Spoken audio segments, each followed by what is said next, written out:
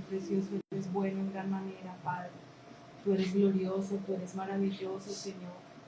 Tú eres nuestro Dios, santo, Señor. Tú eres fuerte, tú eres poderoso, Señor. Tú eres glorioso, Padre.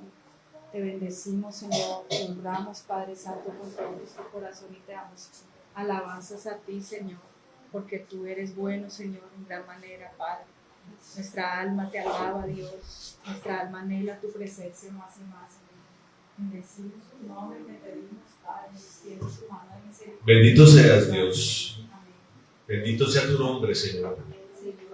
Póngase un momentico de pie, mi hermano. Un segundo más, por favor. Vamos a orar. Padre amado, en el nombre de Jesucristo de Nazaret, nosotros venimos delante de ti, Señor. Venimos delante de tu gloria, agradecidos, Dios, por este tiempo, Señor, por esta oportunidad, por integridad, Señor, porque hemos sido bendecidos en todos los aspectos de nuestra mente, Señor, nuestro cuerpo, con un nuevo vigor. Esta mañana, gracias, Dios, a ti la gloria. Le damos acción de gracias por todas estas cosas y por toda provisión, Señor, maravillosa, por todo sustento, Señor, el oxígeno y la vida eterna, el regalo más grande de todos, la bendición más grande de todos, tu misericordia. Gracias, Señor. Hoy disponemos este tiempo para ti, para tu presencia moverse con libertad, Señor. Abrimos nuestros corazones, abrimos nuestras mentes y también disponemos de nuestras alabanzas y nuestro cuerpo, Señor, y el entendimiento para que tú, Señor, ministres nuestras vidas. Amén. Oramos, Señor, en esta hora por tu ángel, en este lugar, Señor, por tu siervo Antonio, Padre, creyendo que vienen tiempos maravillosos, Dios, gloriosos, Señor, un nuevo tiempo para él y para nosotros, Señor, y para muchos perdidos. Amado Dios, así lo declaramos en el nombre de Jesús y pedimos que sea desatada una dispensación especial para este nuevo tiempo, Señor, de un vigor en todas las áreas, el área física, mental y espiritual, una potenciación necesaria en este tiempo, Señor. Un nuevo tiempo, Padre, te pedimos para él, con una fuerza poderosa, con una gracia especial, Señor, con dones potenciados, Dios. Gracias, Señor, lo bendecimos aquí nosotros en el nombre de Jesús. Y, Señor, nos anclamos en las promesas y nos dirigimos con el sigilo y la astucia que tú demandas de nosotros, con la preparación, Señor, la disciplina que demandas hacia eso que has prometido. En el nombre de Jesucristo, Señor, nosotros hoy anhelamos que sea tu palabra, Rey de Gloria, que venga a nosotros y todo lo que es de los hombres, todo lo que es de las emociones humanas y del error lo rechazamos en esta hora en el nombre de Jesucristo de Nazaret. Y pedimos, Dios, que hagas algo poderoso a través de tu palabra en esta hora. A los que están aquí presentes y todos aquellos que escuchen esta palabra, en el nombre de Jesucristo, Padre, nosotros atamos todo espíritu de error, Señor. Todo espíritu de confusión, lo atamos, Rey de la Gloria. En el nombre de Jesús de Nazaret. Y lo echamos al abismo, Dios, para la gloria tuya y para tu alabanza. Oramos en esta hora, en el nombre de Jesús. Gracias, Señor. Amén y amén. Bueno, hermano, puede sentarse, puede tomar asiento. Bienvenido a este tiempo.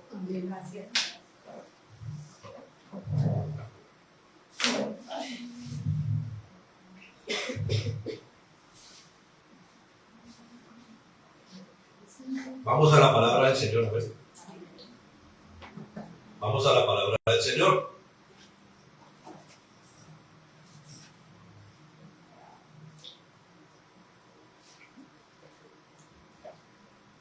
Arranquemos con un versículo muy famoso que está en primera carta a los Corintios. Bien, segunda carta a los Corintios.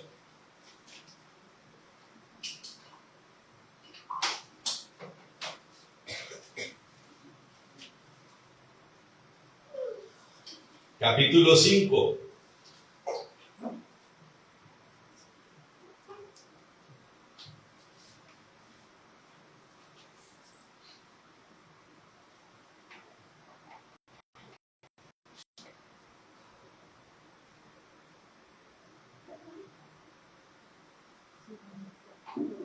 Versículo 16 y 17.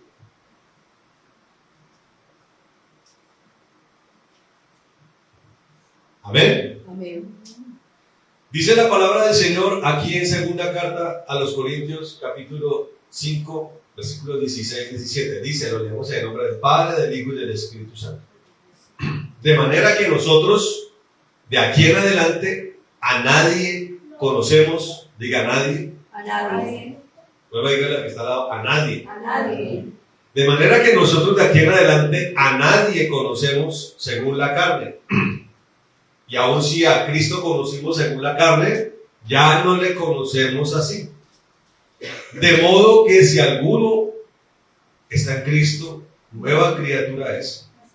Las cosas viejas pasaron, he aquí, todas son hechas nuevas. Amén. Amén. Cuando uno lee la palabra, hermano, este es el único libro, lo decía en una predicación Marco Tulet, este es el único libro donde usted puede sentarse con el autor del libro a hablar del libro. Hay cosas que uno, con otro tipo de literatura humana, uno se queda como con la duda, ¿no? Se toca uno por allá escudriñar qué dijo el que escribió el libro en cierto capítulo. Por allá descifrar cuál era la intención del escritor. ¿Qué quiso decir Gabriel García Márquez con lo que en el libro tal? ¿O qué dice, o qué dijo Víctor Hugo en el libro tal? ¿O qué dijo Shakespeare en el libro tal? ¿Sí? Ya murieron. Todos esos hombres ya murieron. La humanidad se quedará con la duda y se quedará con la interpretación que cada quien quiera dar. Pero la Biblia, hermano, es un libro con el que nos podemos sentar con el autor del libro, a hablar del libro, a preguntar acerca del libro, a meditar en el libro. Y cada versículo de la Biblia es como una pieza de tuétano, hermano. Resulta que el tuétano es ahora reconocido como la mayor exquisitez a nivel de la culinaria y de la cocina. Abren el hueso, sacan esa gelatinita y es una cosa tremendamente nutritiva, de lo mejor que hay.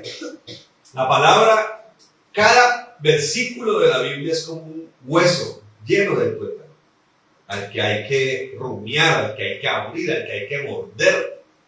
Amén. Hay un pájaro que se llama el rompehuesos.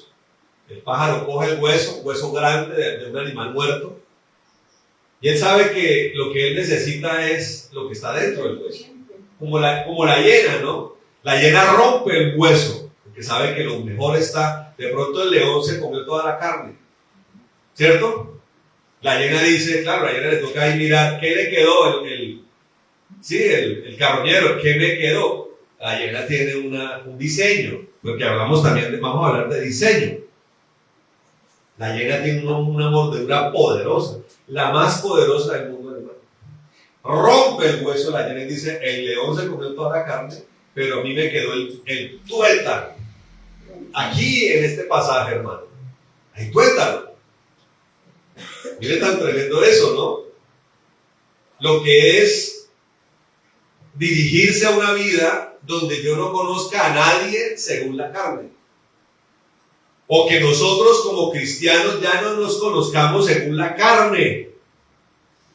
Porque lo que Dios va a demandar de nosotros es la sustancia. Amén. Yo me puedo parar acá, hermano, a explicar la palabra. De pronto puede ser el fruto de toda una semana de libros de teología, de diccionario bíblico, explicativo, expositivo. Pero cuando voy a mi vida particular, la extracción del zumo de Cristo en mi vida puede ser nada, o puede ser 2 gotas. Cuando el Señor pasó al lado de la higuera, ¿qué quería el Señor? Quería, imagínense un día soleado, ¿no? Esos días como en Neiva, ¿no? Soleado, caliente. Usted dice, qué bueno sería una buena patilla. No sé si usted pasa en el taxi así con la 16 y sacan ese camión lleno de patillas. Usted dice, porque no solamente necesito el agua, sino necesito los nutrientes. Necesito el potasio, necesito el calcio, el magnesio que esa fruta tiene. ¿Sí? Los electrolitos. Y el dulce, la glucosa. Y ojalá la patilla esté recién sacada de la nevera para que la por dentro esté fría, fresca. El Señor te mandaba eso en ese día. ¿Y qué le ofreció la higuera? Le ofreció nada. Le dijo el Señor, sécate, higuera. Es una de las cosas que sorprendió a los discípulos. Volvieron a pasar después y la higuera estaba seca. Una matica. El Creador le dijo a la matica, dame un higo. La matica se rebeló. Eso es un misterio, ¿no? La otra vez hablaba, creo que era Benny Hinn, hablaba acerca del poder del Creador para hablarle a la creación. Por eso el Señor le dijo a los peces que no podían pescar Pedro. Pedro llevaba toda la noche tirando la red. Y el Creador le dijo a su creación, métase en la red. ¿Qué hizo la creación? Los pescaditos se dirigieron, todos los que estaban escondidos, se dirigieron a la red. La red explotó.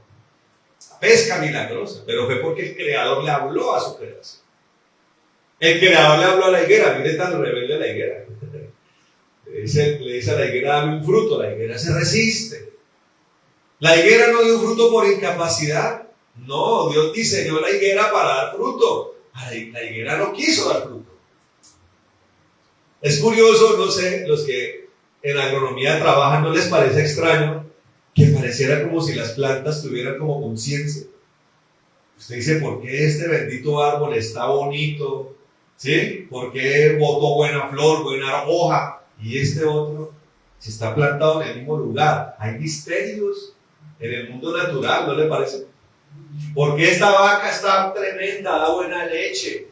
Y esta otra, ¿qué es lo que pasa? Algo pasa con la creación. Y me late a mí que es consecuencia de todo lo que pasó hace miles de años en él. De cómo la rebelión se metió en la creación. Y se contaminó. Está contaminada la creación. Por eso la creación tiene que cambiarse. Tiene que regenerarse.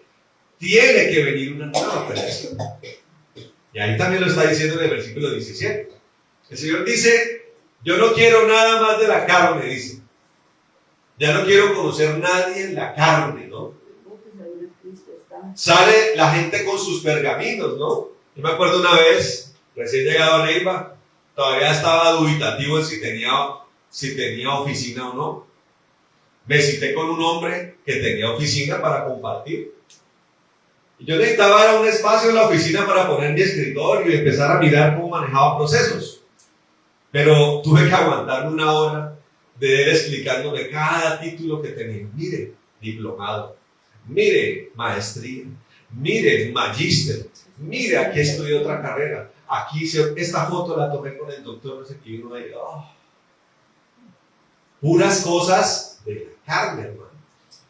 Una persona humilde, hermano, una persona que no le interesa eso, que lo hizo para ayudar a la sociedad. ¿Dónde mete los diplomas?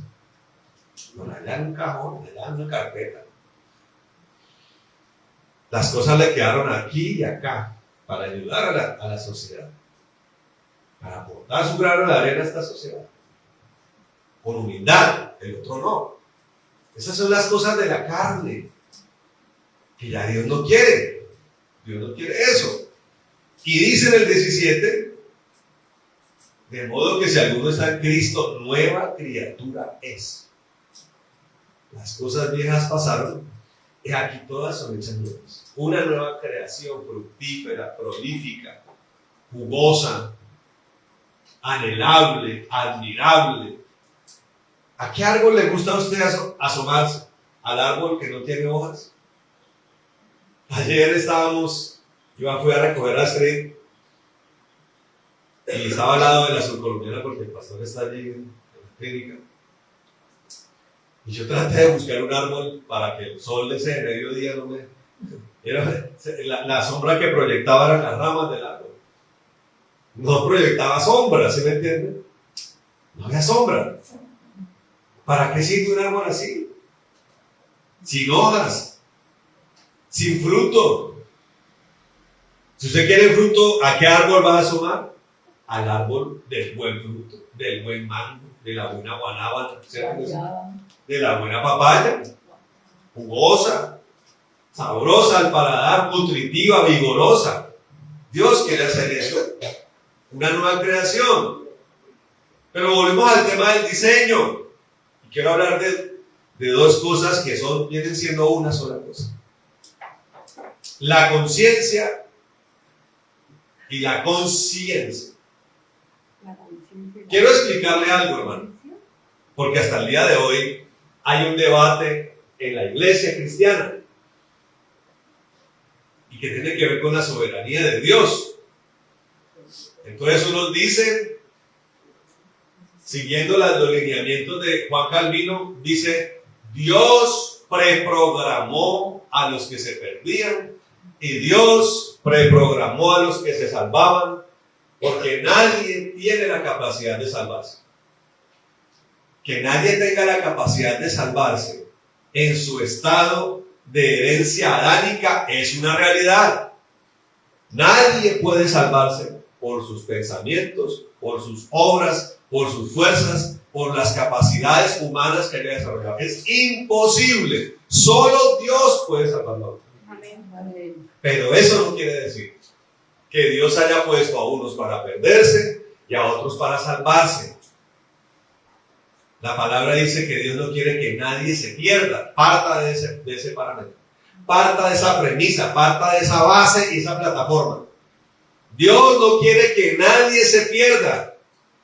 A unos se van a perder, sí. Otros se van a salvar, sí. Dios lo sabe desde antes, claro, porque Él sabe las cosas antes que pasen. Él sabe el final, ya Él lo escribió. El final de todo lo escribió Él. Pero cuando hablamos de justicia, el juez justo tiene que dar retribución por las acciones que nosotros, los que somos juzgados, realizamos. Y para que el juez pueda evaluar correctamente nuestras acciones, esas acciones tienen que venir de la libertad para decidir. Amén. Eso es justicia. No se puede hablar de justicia si no hay libertad para decidir. Amén. Amén. Quiero decirle algo. Cuando el apóstol Pablo escribe las cartas, el apóstol Pablo tiene una revelación divina acerca de lo espiritual, acerca de su soberanía, acerca de que Dios tiene que dominar todo el escenario de la salvación del hombre. Dios lo domina todo, eso es verdad. ¿Quién puede discutir eso? Nadie, dice el apóstol Pablo. El vaso de barro no puede discutir con el alfarero tales cosas. Pero resulta, hermano, que Pablo escribió estas cosas poderosas, columna vertebral de nuestra doctrina, hace 2000 años, cuando muchas cosas de cómo funciona el hombre no las comprendíamos. El primero que se atrevió, hermano, a abrir muertos y empezar a pintar músculos y mirar cómo era el intestino fue Leonardo da Vinci en el siglo XVI.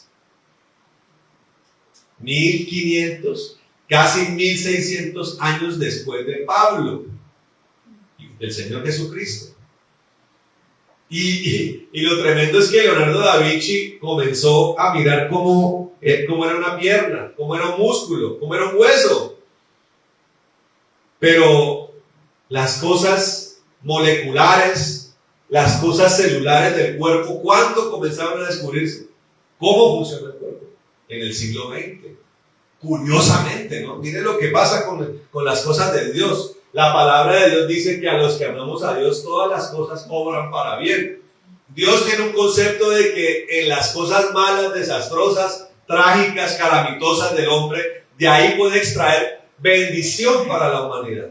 ¿Usted sí sabe cuáles han sido los dos grandes brincos tecnológicos de la humanidad? Los más impresionantes. Las dos guerras mundiales. La tecnología que usted hoy disfruta, en todos los niveles, en la ingeniería, en la medicina, en las comunicaciones, es producto de esos brincos tecnológicos, que fueron producto de una masacre de millones de personas. Y de eso Dios extrae cosas buenas, hermano. Y dentro de esas cosas buenas es la capacidad de la medicina de evaluar el comportamiento cerebral y el comportamiento neurológico del hombre. Ya hay máquinas que permiten ver a través de ondas ultravioletas, de ondas magnéticas, ver la reacción del cerebro a las estimulaciones y a las emociones. Hace muchos años ya se empezaba a hablar de la conciencia. Y le voy a decir que la conciencia, con solamente una C. Esa conciencia, C-O-N-C-I-E, N-C-I-A, es la capacidad moral. La capacidad de reconocer la realidad y qué es bueno y qué es malo. ¿Quién dice amén? Amén. Esa capacidad, ¿en qué momento surge? ¿Por construcción social? Le digo, no, por diseño. Dígale que está al lado, por diseño. Dígale. Cuando Dios crea al hombre, crea a Adán, le da la capacidad de reconocer lo bueno y lo malo. Alguno dirá, pero pastor, lo malo lo aprendió Adán cuando comió el fruto del árbol de conocimiento de lo bueno y lo malo. Le digo, no. La capacidad de entender lo malo, él la tenía desde antes de eso, porque él ya sabía que si desobedecía a Dios en esa única regla que él le dictó, sabía que eso era malo. De pronto en el detalle de lo malo, lo aprendió a través de su rebelión. Me voy a explicar poniendo el ejemplo de un niño. Un niño nace con conciencia por diseño de Dios. Un niño sabe que mentir no está bien. Hay algo en su conciencia, en su diseño, en su relación mente, cuerpo, espíritu, sabe que mentir no está bien. Algo le dice, hay un botón que se oprime en su conciencia. El niño desde pequeño sabe que coger lo que no es de él está mal. El niño sabe que pegarle a papi, a mami está mal. Él sabe. Él sabe. Y el niño comienza a través de la conciencia a explorar lo bueno y lo malo y a extraer de cada cosa, de cada una de esas cosas, lo que él requiere de eso. Por eso desde pequeño, cuando el papá, y allí voy a incluir el otro término de conciencia, pero conciencia con SC, conciencia es el estado de alerta y capacidad de percepción, que podemos llamarlo desde lo espiritual discernimiento. Hay un discernimiento que viene con el diseño. Y hay otro discernimiento que viene por porque Dios vino a mi vida, el Espíritu Santo vino a mi vida, un discernimiento mucho más amplio en el mundo espiritual. Pero estamos hablando de la conciencia, la capacidad de alerta y de percepción que me permite saber que mi niño desde pequeño es tendiente a manipular. Los niños son, y los psicólogos lo saben, ¿cierto, mi hermana? Desde pequeñitos. La psicología aprende esas cosas, las desarrolla, las analiza. Entonces, la persona tiene que aprender desde esas tempranas edades, a dirigir la conciencia y la consciencia de la persona.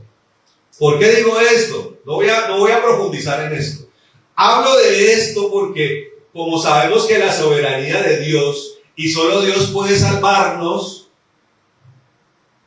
Dios tiene un primer paso para salvarnos. Vamos a mirar, hermano, Juan capítulo 16. Juan capítulo 16, devuélvase un poquito a los evangelios. Juan capítulo 16. Mire lo que dice, un versículo muy mencionado, ¿no? De los que uno se aprende más rápido que en la vida cristiana. Dice, Juan 16, versículo 18, dice lo siguiente. No, la anoté mal.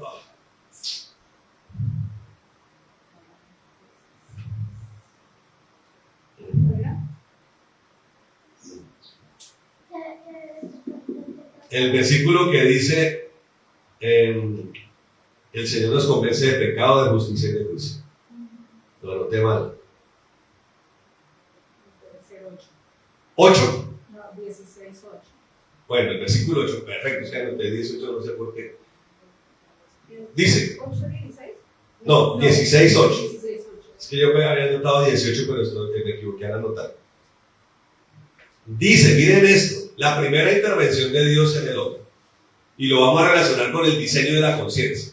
Dice, y cuando Él venga, convencerá al mundo de pecado, de justicia y de juicio. Miren la primera intervención del Señor. El Señor nos diseñó con conciencia, ¿cierto? Con una capacidad mínima, básica,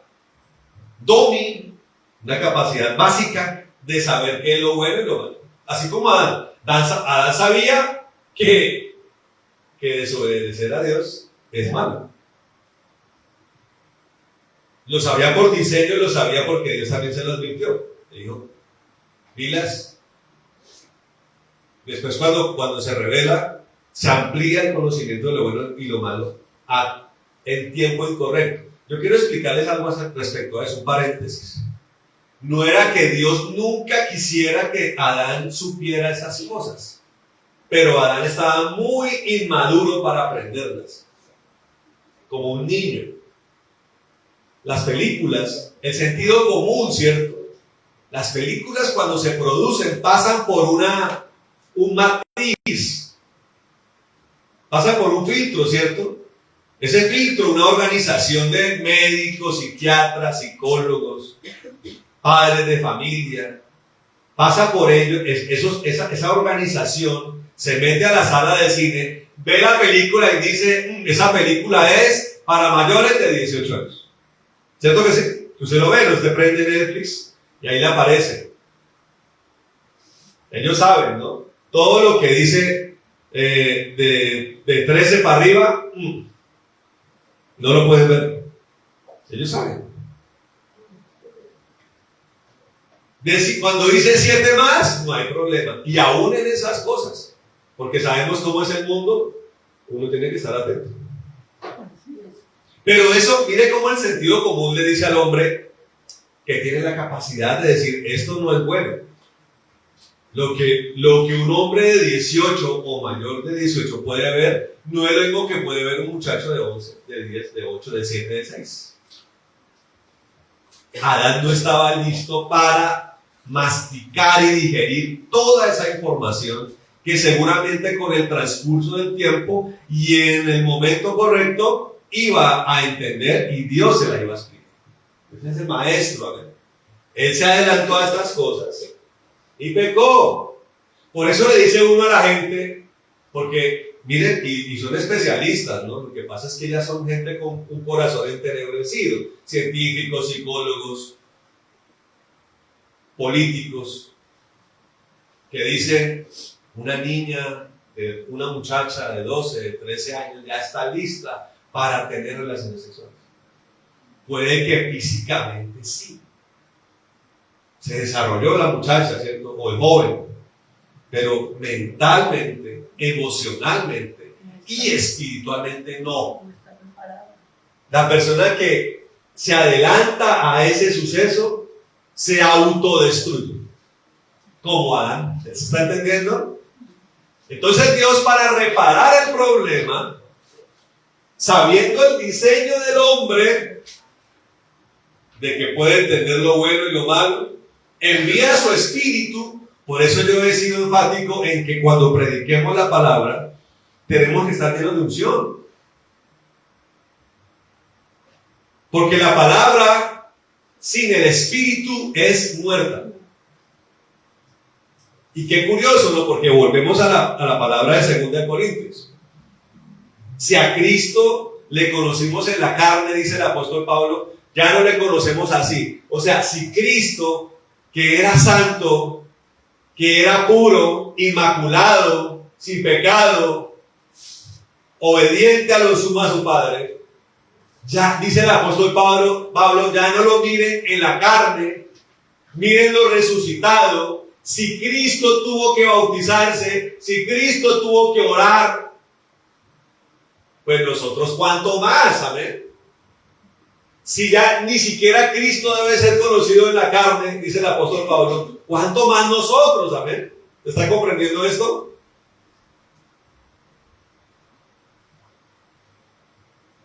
Entonces, no podemos predicar en la carne porque es letra muerta. Tenemos que estar con la unción de Dios. Eso que le dice la persona, usted me está hablando y siento que tengo ganas de llorar. Siento un golpe en mi pecho, algo que me está traspasando. La palabra con unción. Cuando la palabra viene con unción, cuando viene con el Espíritu, ahí empieza a operar la soberanía de Dios, que es la que me convence de pecado. La unción viene con el convencimiento y cuando cae sobre nosotros, hay una interacción entre Dios y mi conciencia. ¿Qué quiere decir esto?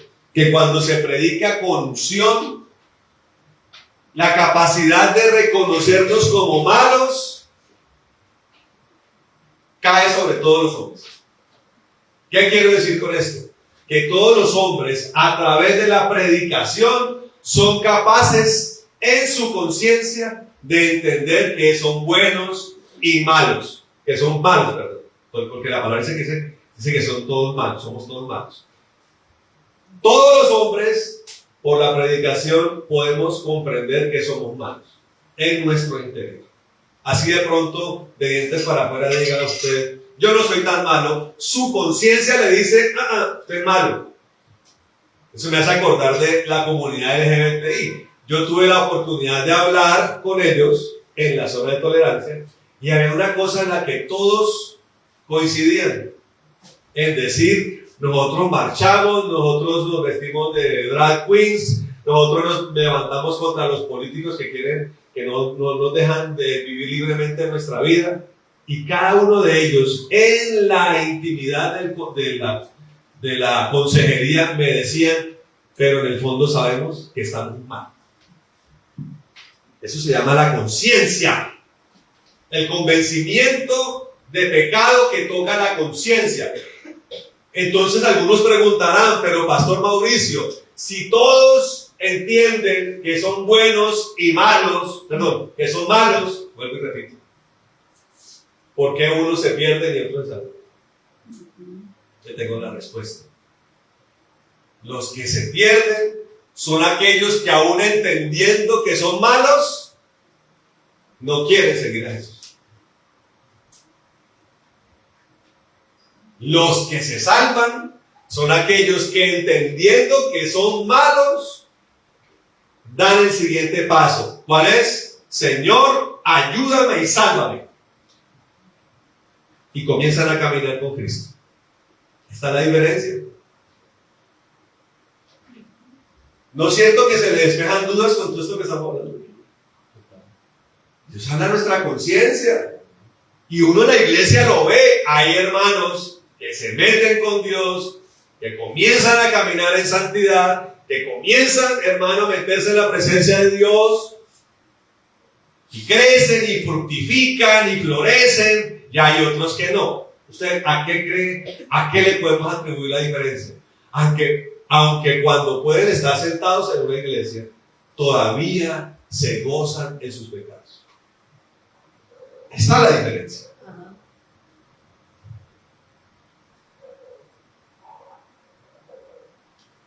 El problema para el que va a la iglesia y se sigue regodeando en sus pecados es que, contrario al impío, que alguna vez Dios lo convenció de que era malo y siguió su maldad, el que está en la iglesia conoce más a profundidad la palabra. Y dice la palabra entonces que para ese que conoce la verdad le vendrá una doble condenación. ¿Al impío le vendrá condenación? Claro que sí. El impío que dijo, que va Cristo, a mí me gusta la borrachera, a mí me gusta andar con las viejas, a mí me gusta andar con los tipos y fumando cigarrillos en la vida buena. Para esa condenación, claro. Pero para el que, sabiendo que era malo, sigue escuchando la verdad y no se arrepiente y no decide vivir para Cristo, hay doble condenación.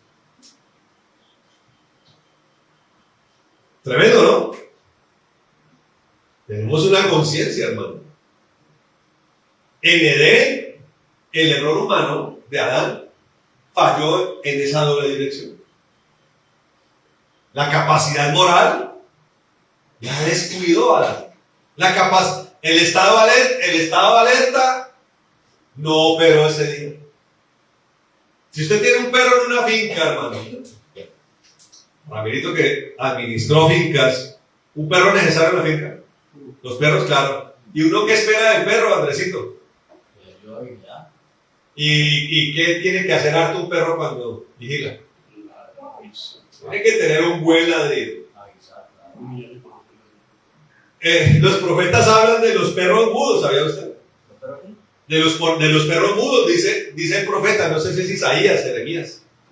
Habla de los perros mudos. ¿Para qué tengo un perro mudo? ¿Para qué me sirve un perro mudo? Y usted entonces, cuando venga el ladrón, tiene que ladrar duro. Mínimo eso, de pronto no le pide ni que lo ataque, sino que ladre para que usted coja la guacharaca, hermano, y va a defender lo suyo, porque escuchó al perro. Pero ¿para qué tengo un perro mudo? Que lo que hace es cuando llega el ladrón le late la cola. ¿Pero para qué un perro así? Y ahí el ladrón lo soba y hasta se va con el ladrón. ¿Para qué quiero un perro traidor? ¿Para qué quiero? Los profetas advierten, ¿para qué quiero? ¿Qué quiere decir esto? Está hablando de que Dios nos da cosas para estar en alerta, para entender las cosas, y nosotros no las usamos, hermano. Es como el que tiene herramientas en la casa. Tiene el taladro, tiene el martillo, tiene el alicate, tiene las llaves. ¿Cómo hago para poner un cuadro? No lo usa. Es como tener todas las herramientas en la casa y llame yo al maestro para que me coloque un cuadro. No, hermano, qué vergüenza.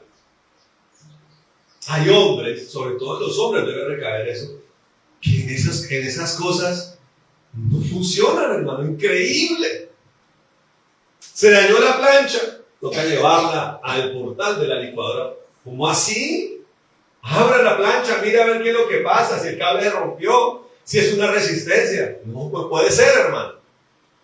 Se daña un interruptor en la casa, toca llamar a, ¿cómo es que se llama el que le arregla todo de mamá? Vamos a llamar a Ismael. Qué vergüenza con Ismael. Está para levantar una pared, que eso sí yo no lo puedo hacer. Ismael está para echar pañete bien parejito, que eso yo no lo puedo hacer. Yo no puedo hacer cosas. Yo no puedo poner un baldosín, no lo sé. Pero para cambiar un interruptor de la casa, por Dios, hombre. ¿Para cambiar un grifo del lavamanos? No, qué vergüenza. ¿Para qué un perro mudo, hermano? No, nuestra conciencia está allí, nuestra capacidad de conciencia está allí, nuestra capacidad de conciencia también está allí. Y el Espíritu viene, nos convence y espera de nosotros una decisión. Importante, hermano. Dígale que está al lado. Importante es esta decisión.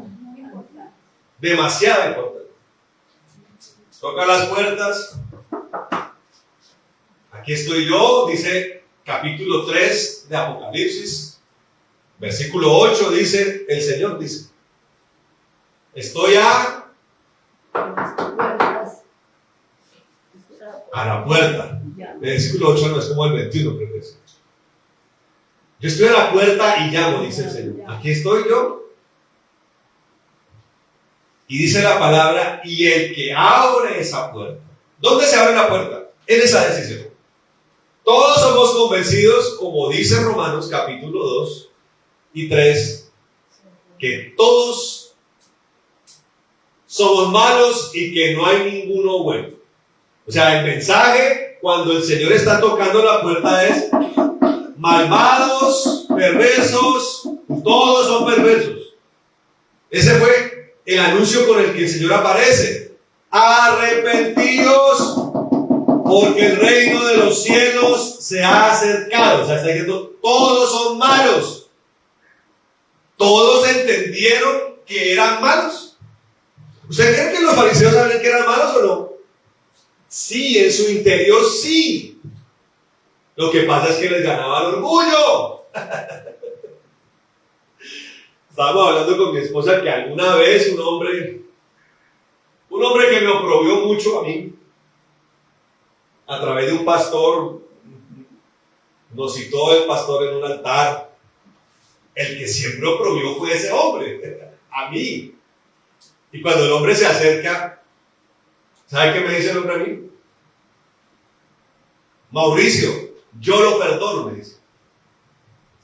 Fue el que me persiguió, fue el que me calumnió, fue el que me injurió, fue el que me difamó. Él. Y quiere que le diga una cosa, y curiosamente, antes de que pasaran esas cosas de él ser así, ese fue un hombre por el que Dios sabe que yo lloré horas orando por ese hombre. Cuando viene el momento, ¿usted cree que ese hombre sabía que había orado mal? Sí, pero dígale que estará, le ganó el orgullo, dígale. Le ganó el orgullo. ¿Cierto que pasa? Usted hizo el trabajo mal en su empresa. A veces nos equivocamos, ¿cierto, Esperancita? Usted tiene jefe, ¿cierto? Y el jefe le dice, venga, Esperancita, mire que el informe, ta. ¿Qué hace el humilde? Dice, sí, señor, tiene toda la razón. Voy a inmediatamente a corregir esto. Me equivoqué. Perfecto. Pero la persona orgullosa, ¿qué hace? ¡Ja! Yo que me maté. Orgullo. Este hombre me dice después de todo, tiene la oportunidad, no porque yo lo quisiera, yo ya lo había perdonado, ¿verdad? Porque uno tiene que en todos los momentos estar con el corazón en paz, amén. Y él tiene la oportunidad de zafarse de ese problema delante de Dios y me dice a mí, yo te perdono, Mauricio. ¿Qué fue lo que me perdonó? ¿Que no me dejé dar una patada más? ¿Que de pronto no me tiré al piso para que me pasara encima? Es lo que me faltó, hermano. Y yo dije, ¿cómo es la persona, no? A mí eso no me ofendió. Mire que uno va cogiendo por el mundo, a mí no me ofendió, pero sí me quedé yo como estupefacto. Dije, impresionante. Y todas esas experiencias me ayudan a entender esto. Los fariseos, sí, por dentro. ¿De dónde cree que provenía la ira de ellos? De que Cristo les estaba hablando con la verdad. Hay un adagio que dice, la verdad duele, dice. ¿De dónde viene ese adagio? Ese es un adagio que viene de una acumulación de sabiduría milenaria de las civilizaciones. El sumerio, desde los fenicios hasta el día de hoy, la gente sabe que la verdad duele. Conciencia de entender lo bueno y lo malo. Pero el orgullo me lleva a decir, no necesito ayuda de nadie y yo estoy bien. Es como el enfermo que está recontra enfermo y se la pasa diciendo que está sano. Se le salen las flemas con sangre y todo. Tiene los huesos todos rotos, todos carcomidos, el cáncer ya hizo metástasis. Y usted le pregunta, ¿cómo se siente? ¿Cómo está? Perfecto. Oh, le sale una flema de sangre por la boca. Suena chistoso, pero así es, ¿no? Pero ¿cómo dice que está? ¿Cómo dice que está sano? Está bien. ¿Cómo dice que está bien? Así es el pecador. Sabe que está mal, pero de su boca dice, estoy bien. No necesito a Cristo. No necesito a nadie. En cambio, el que termina salvándose dice, sí, soy malvado. Pero a partir de ahora voy a dirigir mi vida de la mano de Jesús hacia otra dirección. ¿Cómo le parece eso? Amén. Ese es el que alcanza la corona de la vida. Hasta no lo salva venir a la iglesia. Venir a la iglesia es un mandamiento para ejercitarnos en el amor de Cristo, para disciplinarme. Pero a mí me salva seguir a Cristo en una dirección completamente diferente a la de mi antigua creación o de mi creación pervertida por el pecado, hacia una nueva creación en Cristo. Y dice amén. Amén.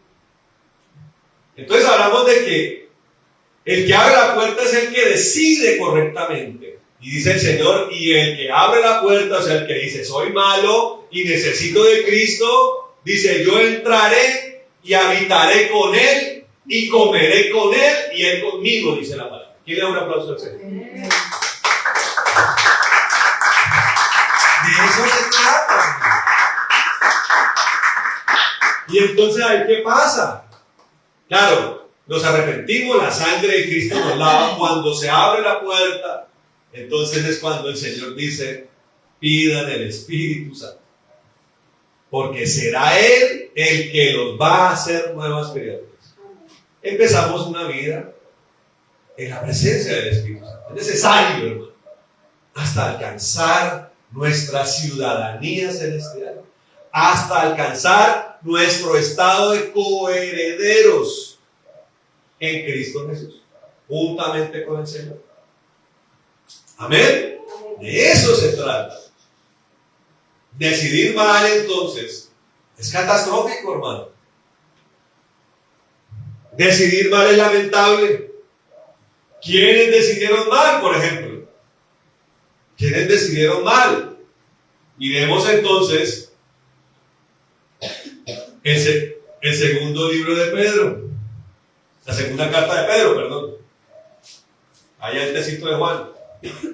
Capítulo 2, versículo 4. Miren lo que dice. Dice lo siguiente, dice. Porque si Dios no perdonó. Segunda de Pedro, sí, versículo 2, capítulo 2, versículo 4. Segunda de Pedro, capítulo 2, versículo 4. Dice, porque si Dios no perdonó a los ángeles que pecaron, sino que arrojándolos al infierno, los entregó a prisiones de oscuridad para ser reservados al juicio. Paremos ahí un momento. Miren esto, hermano. Todo lo que se conoce como la segunda rebelión. Génesis 6. Está en Génesis 6. Aquí la especifica más Pedro. Ángeles del cielo. Analicemos los ángeles del cielo. ¿A quién tienen de frente? Al Señor. En toda su gloria. ¿Qué tenía de frente Lucifer? Al Señor, ¿cierto? ¿Qué mejor lugar que ese? Lucifer se rebeló por orgullo, trató de crear un reino aparte, le costó su caída. Está en Ezequiel la caída del sello de la perfección, que es Lucifer. Era Lucifer, se convirtió en una abominación. Pero este pasaje está hablando de ángeles que después de haber visto la rebelión de Lucifer, ya habiendo visto la represalia que tuvo esa rebelión, decidieron un día descuidarse en su conciencia, en su estado de alerta, discernimiento. Y pusieron en riesgo su conciencia, la capacidad de entender lo bueno y lo malo. ¿Y qué hicieron? Les dio por pegarse una chequeadita por la tierra. ¿Y qué dijeron? Uy, ¿sí vio, hermano? Ariel, porque eso fue uno de los que se reveló, Ariel y otros más. ¿Ha visto las mujeres de la tierra? ¡Oh! ¡Qué muchos mujerones! Ay, hermano, el perro deja de ladrar, hermano. Y comienzan, claro, cuando usted cae en su capacidad de alerta, su conciencia comienza a hacer cortocircuito, comienzan a entenebrecer su mente. Dicen, oiga, y nosotros somos seres espirituales. ¿Cómo hacemos para copular con esas hermosas mujeres?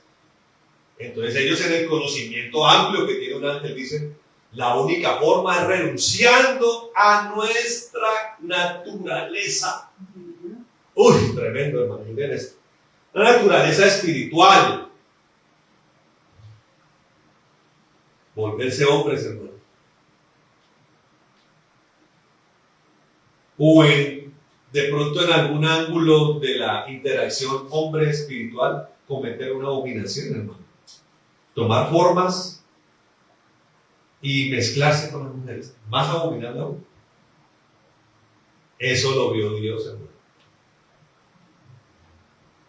Dios les dijo, ustedes que eran ángeles, que volaban, circuncidaban en medio de mi gloria, hicieron esto. Dice, ya no hay perdones. La palabra dice, Dios dijo, ya no hay perdón. Ellos entendían que se habían equivocado, claro que sí. El libro de Enoc dice que ellos con desespero, con angustia extrema, con dolor extremo, entendiendo a lo que habían renunciado, o sea, su conciencia, vuelve y toma vapor, toma marcha. Dicen, la embarramos, ¿qué hicimos? Necesitamos volver a nuestra casa. Pero cometieron un pecado gravísimo, que Dios dijo, no tiene perdón. Dice el libro de Enoc que ellos le dijeron a Enoc, el que se fue con el Señor, el que, así como Elías fue tomado por el Señor, ellos le decían a Enoc, vaya que usted a Dios no escucha, a usted Dios no escucha, clame por nosotros. ¿Usted cree que no lo hizo? Lo hizo, se arrodilló, clamó a Dios, y Dios le dijo a Enoc, dígale a esos ángeles caídos que no hay perdón. Eso es lo que está diciendo acá. Y que Dios los arrojó al infierno y los entregó a prisiones de oscuridad. Oiga esto, hermano. ¿A qué se asimila esto? A lo que Hebreos 10 dice, al que peca deliberadamente.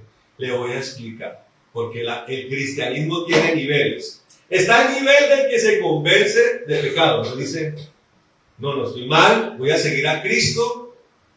Pero estamos hablando de aquel que ya incluso camina en medio de la gloria de Dios, como los ángeles. Hay gente que llega a ese nivel. Tiene experiencias con Dios, conoce al Espíritu Santo, conoce el mover de Dios, la gloria de Él. Ha visto el cielo. Un nivel ya tremendo en Cristo. Y mire cómo es de impresionante la capacidad que Dios le dio de decisión por la conciencia a cada creación, que aún en ese estado todavía se puede decir, oiga, qué rico sería volverme a pegar un rolcito por el mundo, por la vida de carne y de pecado. Oiga esto. Desde que la palabra lo contemple, como en Hebreos 10, lo que me está queriendo decir desde la extracción espiritual y la extracción literaria de ese pasaje es, desde que Dios lo diga es porque es posible que eso pase. Lo que dicen los calvinistas es, No, es que Dios lo dice para demostrar que el que volvió atrás realmente nunca fue cristiano. Mentiras, es una forma en la que ellos manipulan la verdad para decir que nunca fue salvo. No, la salvación se puede perder, porque Hebreos, y lo miraremos ahora, capítulo 2 dice, ¿cómo descuidaremos una salvación tan grande? Dice la palabra. ¿Se puede perder la salvación? Claro que sí. Y es mucho más grave porque aún el Espíritu Santo interviniendo, ya habiéndome lavado la sangre de Cristo, ya yo viendo la gloria de Dios, puede ser que si me descuido en mi conciencia, en mi alerta, en mi discernimiento, aportillar el vallado, llama la palabra eso, puedo poner en peligro lo que yo ya había alcanzado. Y si me vuelvo para atrás, habiendo visto la gloria de Dios, pecando deliberadamente, entendiendo que es algo que Dios va a reprobar severamente, dice la palabra de Dios en ese nivel que se está blasfemando contra el Espíritu Santo. La blasfemia del Espíritu Santo no es el impío por allí que cuenta un chiste bobo de Dios, como yo alguna vez lo hice. No, la blasfemia es al Espíritu Santo, habiendo conocido el Espíritu Santo, renunciar a Él, darle la espalda al Espíritu, contristarlo en su forma más extrema. Eso es lo que es la blasfemia del Espíritu Santo. Y el Señor dice, ese pecado, como con los ángeles, no tiene perdón. Tremendo, hermano. Y solamente una horrible expectativa de doble condenación le espera a la persona. Y ahí dice en Hebreos 10, horrenda cosa es caer en manos del Dios vivo. Qué cosa tan impresionante, hermano. Por eso tenemos cada día, hermano, que avanzar con afianzamiento, hermano. No mirar atrás. Por eso la palabra de Dios dice, el que es fiel hasta la muerte, dice, ese alcanzará la corona de la vida. Claro, Dios ya me libertó de las cadenas de la muerte, de mi alma perdida, pero tengo que caminar por el camino estrecho, tengo que vencer hasta alcanzar. Cuando pasamos la puerta, ese será el momento cuando decimos, lo logramos, lo alcanzamos la meta, dice el apóstol Pablo. Alcanzamos el objetivo, no es del que correr en Cristo es un peligro, hermano. Porque el camino es estrecho. ¿Cuál es el problema de correr por un camino estrecho? Una cosa es coger uno en el carro una doble calzada, una triple calzada, ¿cierto, Miguel? Uno le mete 80, 90, 100, 110, dependiendo de cómo esté la carretera. Pero si usted se mete por la trocha, por el camino apretado, por el camino de herradura, le puede meter 100 a un carro, hermano. Y si le mete, ¿qué va a pasar? Se va a ir por el despeñadero. Toca andar, y ojalá con un carro 4x4. Así es el camino estrecho, hermano. Toca paso a paso, día a día. Cuando usted va paso a paso, día a día, escalón en escalón, su capacidad de conciencia se agudiza, su capacidad de conciencia, el discernimiento, se vuelve tremenda. Y si eso está acompañado de un reforzamiento por los dones del Espíritu, por la presencia del Espíritu, hermano, usted está llevando en ese punto, en esa dimensión, está llevando un caminar correcto, sin afán, cada decisión, cada momento, entendiendo el peligro. Cuidado con ese espíritu, cuidado allí, no se mueva por allá. El dominio del Espíritu tiene que venir sobre su vida. Hasta el apóstol Pablo tuvo que sujetarse a eso. Él quería ir por allá, no me acuerdo si era Antioquía, a Capadocia, y el Espíritu Santo se le opuso, dijo, no va. Mire que a mí me pasa algo, no sé cómo era con el apóstol Pablo, pero a mí me pasa algo que cuando no debemos ir a un lugar, ¿cierto, amor? De pronto hasta ya tenemos planeado todo, hasta maletas listas, me ha pasado así, y empiezo a sentir una cosa en mi corazón, un freno como desesperado, hermano. Le digo yo a Astrid, mi amor, no hay viaje, no hay salida. ¿Por qué, mi amor? Ya sabes, ¿no? Ella ya sabe. ¿Y qué hace Astrid? ¿Me pelea? No. Dice, mi amor, si el Señor te puso eso, no vamos a ningún lado. Así pasó con Pablo. El Espíritu Santo me lo impidió, dice Pablo. Tremendo, ¿no? Qué dimensión, qué lindo esto, hermano. Dígale que está al lado, no juguemos con Dios. No juguemos con Dios. No juguemos con Dios. ¿Sabe quién jugó con Dios?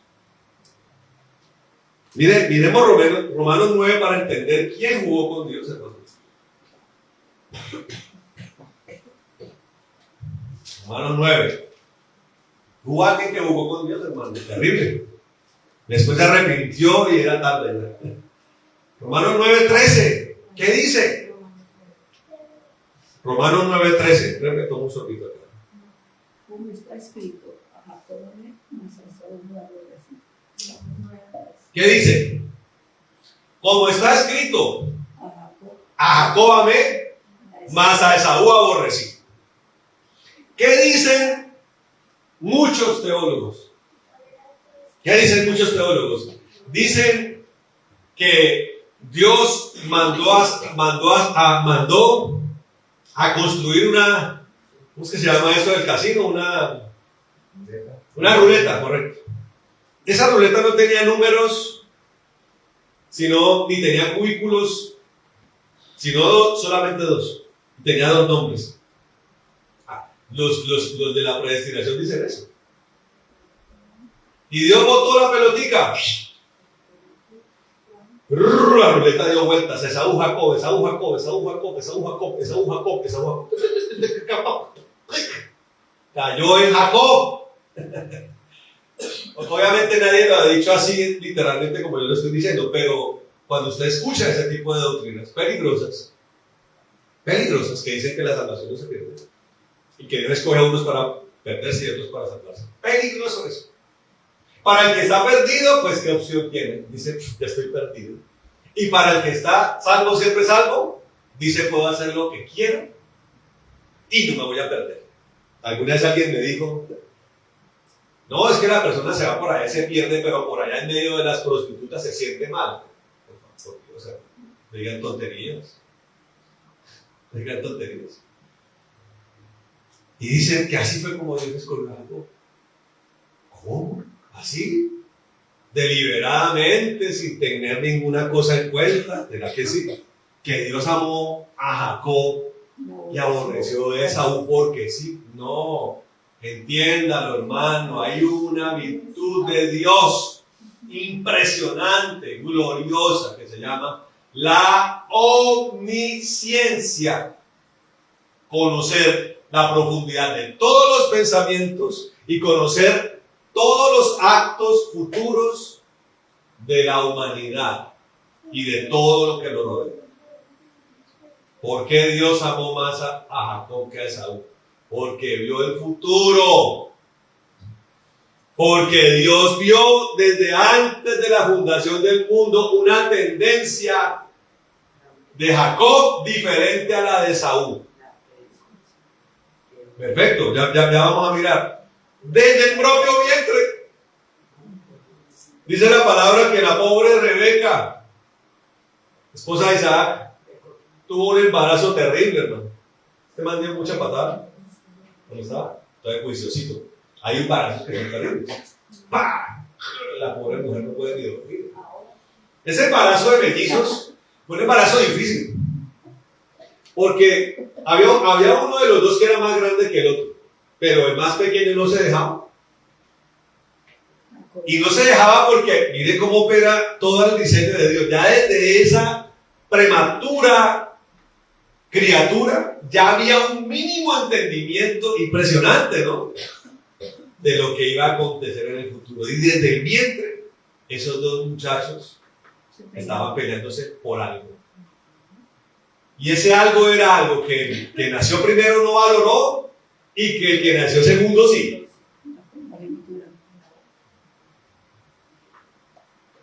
Pelearon ellos dos. Dice la palabra que crecieron, hermano. Y nació primero el más fuerte, ¿no? Desde lo físico ganó Esaú. Y Esaú era pecho en pelo, barba cerrada, brazos peludos, musculoso, imponente humanamente hablando, físicamente.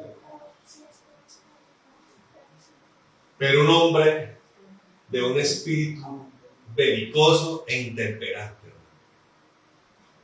que le hacía perder la perspectiva. Era tan brioso que hacía que su conciencia funcionara. Empezaba a echar chispas. Cuando el circuito echa chispas, ¿qué toca hacer? Apagar los tacos y mandar a pedir el experto de electricidad. Una vez en un apartamento viejo que nosotros vivimos en Bogotá, hace muchos años, recién llegado a Bogotá, se fundió todo el cable, se derritió. ¿Sabe qué fue lo que nos salvó? Que no se incendiara el edificio, que los tubos estaban hechos de tubo galvanizado. Ya se fundió dentro del tubo galvanizado, hizo carbón, pero no se expandió más allá del tubo galvanizado. En cambio, si hubiera sido PVC, ¡ay, papá! Se hubiera encendido el apartamento. Entonces el técnico jaló el cable así por todo el tubo galvanizado y volvió y lo metió fácil. Todo el cable se fundió. Entonces, este espíritu intemperante, brioso, carnal, acelerado, avasallante de Esaú, le impedía dimensionar el tesoro que tenía delante. Que en el caso de él era una primogenitura, pero Dios lo habla para que nosotros entendamos nuestra salvación. Por eso dice Hebreos 2, no descuidéis una salvación tan grande. Si la palabra me dice que no descuide algo, es porque ese algo se puede poner en peligro. Esta forma de ser de Esaú puso en peligro el tesoro que tenía por delante. Era su primogenitura, la herencia patriarcal que por haber nacido de su madre Rebeca primero le correspondía recibir. Así como usted por Cristo recibe coherencia y salvación. Eso hay que atesorarlo. Eso hay que guardarlo. Yo siempre pongo el ejemplo, le digo, hermana Esperancita, tome un diamante de 70 quilates. Ahí es un diamante de 70 quilates. Millones de dólares cuesta eso. ¿Qué haría Esaú? Esaú se lo amarraría al pescuezo y comenzaría a andar por la zona de tolerancia con el diamante de 70 quilates exhibiendo. Ayer hablábamos con una señora que fabrica sombreros suaceños. Y ella dice, fíjense usted, porque le compramos unos monederitos. Nosotros fabricamos esos sombreros que son carísimos. Pueden costar 5, 9 millones de pesos. Y la gente, los borrachos, se montan en el caballo o en Cepero de San Pedro con una cosa esa costosa en la cabeza. Llegan a la casa sin el sombrero. Los dejan tirados en los taxis o pasan. Yo le dije a ella, yo he querido un sombrero de eso, le dije yo a ella. Pero para llevármelo al exterior, ponérmelo por allá en el exterior. Pero acá en Neiva, no, hermano. Se va por la calle y pasó alguien de moto y hasta, chao, 5 millones de pesos. Chao, 2 millones de pesos. Más barato, pues. El más chichipato vale eso. Así es la salvación, hermano. La entrega al Señor por el convencimiento de pecado de nuestra conciencia. Comenzó a actuar. Tome, se creyó, tome. La sangre de Cristo lo ha lavado. ¡Ojo! Eso hay que llevarlo, Esperancita, un diamante de 70 quilates. ¿A dónde hay que llevarlo, Andresito? Toca ir a Zurich, hermano. Ojo, vuelvo a Zurich. Banco de la Reserva de Suiza. Allá tiene unas cajas de seguridad tremendamente seguras. Venga, señor Cedeño, siga. ¿Qué pasa? Usted no puede entrar a ese banco sino bien vestido, con corbata y ahí le sacan un cubículo súper seguro. Ahí usted coloca el diamante de 70 quilates y lo guarda, hermano. ¿Son quién se lo roba en ese banco, hermano? Nadie. Banco más seguro del mundo. Así toca con la salvación. ¿Cómo guardo la salvación? En la zona más segura, en el perímetro de Jesús, en el cuerpo de Cristo, la iglesia. Ahí la guardo, lleno del Espíritu Santo, poniéndome alerta con mi discernimiento, guardándome de allí del peligro, no resistiendo la tentación, guardándome en santidad, diciéndole no a las cosas peligrosas. orando sin cesar. Se ven ayunando, metido en oración, alabando al Señor en todo momento, guardando la palabra. Ahí está en un búnker. Pero si me descuido, como Esaú, la pongo en peligro. La pierdo. ¿Cómo la perdió Esaú? Fue un día, hermano, a cazar. Era un cazador eximio el hombre. No cazó. Su orgullo estaba rebosante. Su ego estaba herido de su ego. Rabioso. Por el hambre, en parte, pero pues él podía llegar ahí. El campamento de Isaac estaba lleno de ganado, ¿sí o no? Coja un buey, coja una cabra, coja una oveja, ¿cierto? Eso era de ellos. Pero llegó herido en su ego, en su orgullo. Él le había prometido al papá que el sancocho que iba a hacer era el producto de la casa, no del ganado del campamento. Estaba bravo. Oiga, ¿qué dice la palabra? Airaos, pero no pequéis. Pilas con dejarse ganar de la ira. Pero Jacob, que entendía lo espiritual, que sabía que lo que estaba en peligro en Esaú era lo que él tanto anhelaba, esperó su momento. No lo propició Jacob. Jacob estaba ahí. Jacob cogió un cabrito, lo preparó. Llegó Esaú. Huele bueno, ¿no? Vengo como con hambre, vengo rabioso. Y este lampiño, porque él era más menudo, más inteligente, claro que sí, pero más menudo, lampiño. El otro parecía un oso, él parecía... Él era lampiño, sin pelos. Estaba preparando una comida rica y este tipo bravo se acerca y dice: ¿qué está haciendo ahí? No, tengo aquí un sancochito de cabra. ¿Quiere, hermano? Claro que sí. ¿Y quiere lo que tengo acá, hermano? Démelo por su primogenitura. ¿Qué sabía Jacob? Que la primogenitura, en medio de esa condición impetuosa y forma de ser malvada de Esaú, era algo que Esaú despreciaba. No le daba el valor. Él lo sabía, pero su forma de ser hacía que él como que a veces se le olvidara o no lo dimensionara. Como dice por ahí, ¿no? Nadie sabe lo que tiene hasta que lo pierde. A veces pasa, ¿no? Con el esposo, con la esposa. Oiga, hasta cuando viene el divorcio, ¿yo qué hice? Si esa mujer era tremenda mujer y yo fui un runtruán o ella fue mala mujer, qué dolor, ¿no? Así pasó con Esaú. Él llega, su forma de ser le dice: listo, suya es. Él se come su brebaje, su potaje, su sancocho, y el otro se queda legalmente con la primogenitura. Dice la palabra de Dios que a la hora de la bendición, hermano, ¿quién estaba ahí? Jacob. Y el padre, que era Isaac, tenía guardado desde tiempos anteriores una buena bendición para su primogénito. Todo lo que tenía reservado para Esaú se lo desató a Jacob, como profeta que era Isaac también. Son cosas que están hechas para desatarse en un solo momento. Él lo desató, le dio una herencia espiritual, una bendición, una cobertura espiritual que se desata en un solo momento.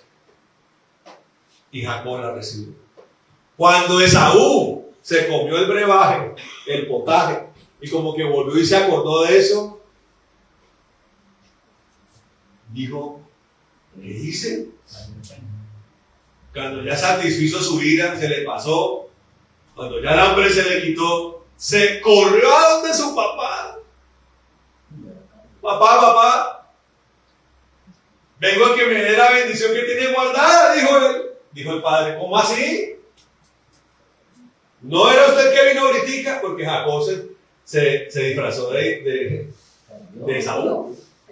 Y a pesar de eso, a pesar de que Jacob no obró correctamente, habiendo podido haber hecho al papá, mire, este sinvergüenza, renunció a la primogenitura. Pero seguramente los temores, la presión de la mamá de Rebeca, que dijo, vaya hermana, porque a pesar de eso, Isaac y Dios sabía que Jacob sí apreciaba la bendición de la primogenitura. Y cuando Esaú cayó en cuenta, arrodillado delante de su padre, por favor, bendíceme, le dice. Isaac le dijo, ya no hay bendición para ti. Ya es muy tarde. Oh, mi hermano, tremendo esto.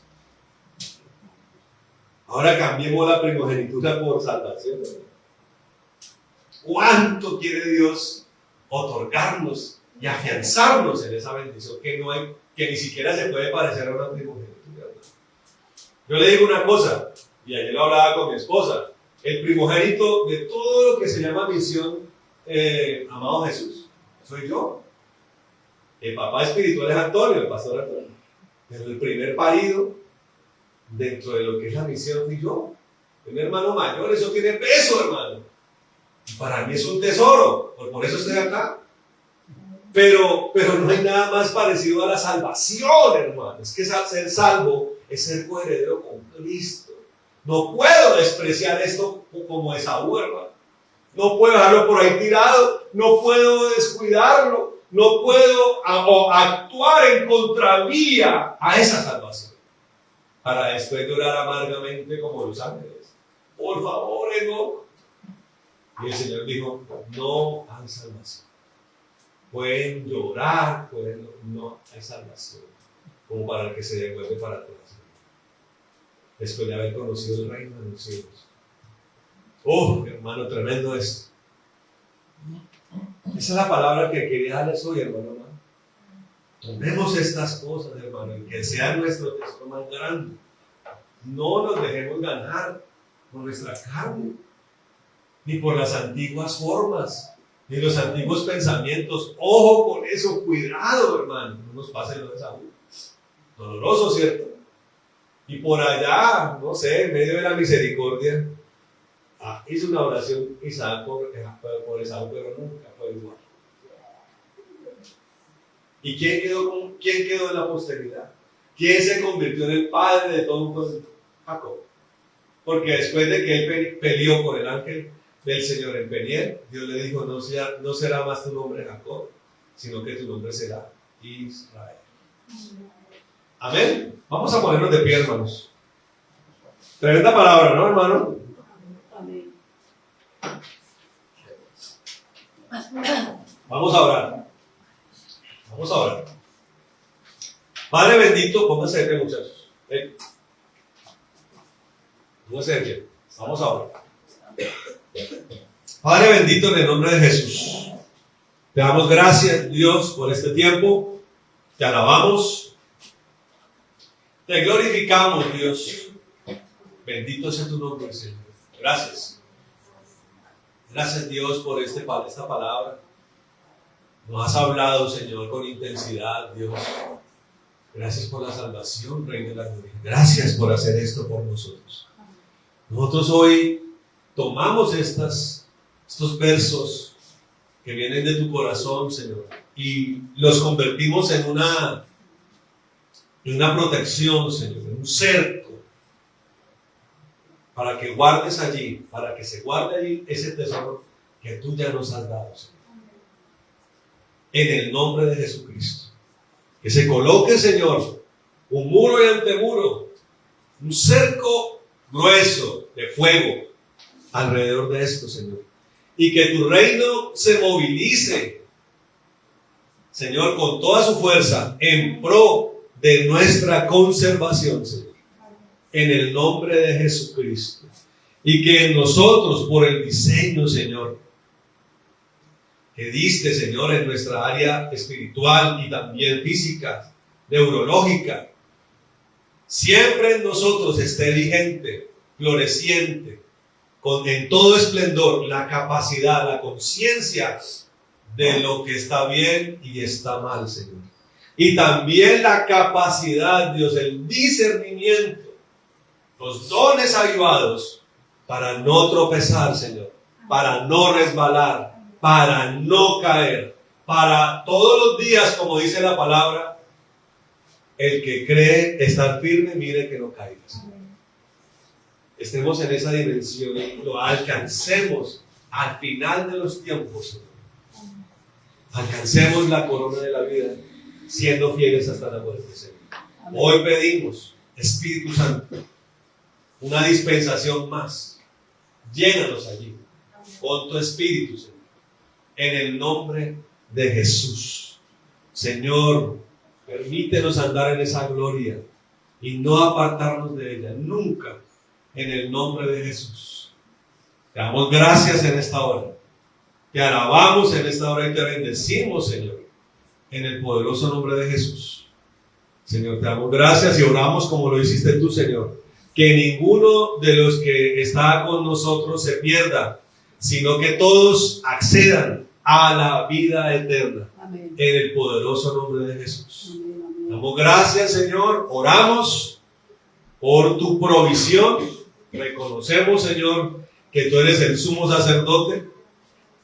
Presentamos diezmos y ofrendas y pedimos que reprendas el devorador de nuestras vidas y que abra las ventanas de los cielos para que venga la abundancia y la sobreabundancia, Señor. Nosotros con tu autoridad atamos toda ruina, pobreza, escasez, miseria y la echamos al abismo en el poderoso nombre de Jesús. Amén.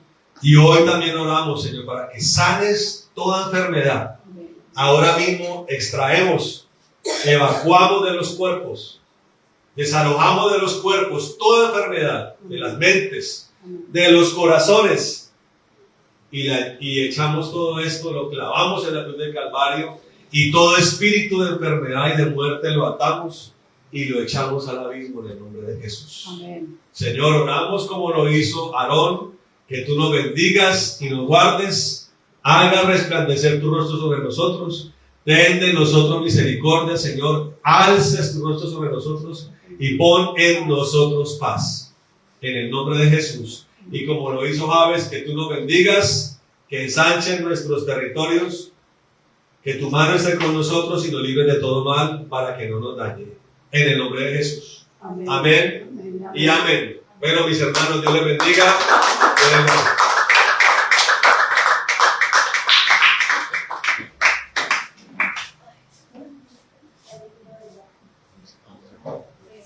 No sé cómo se llama.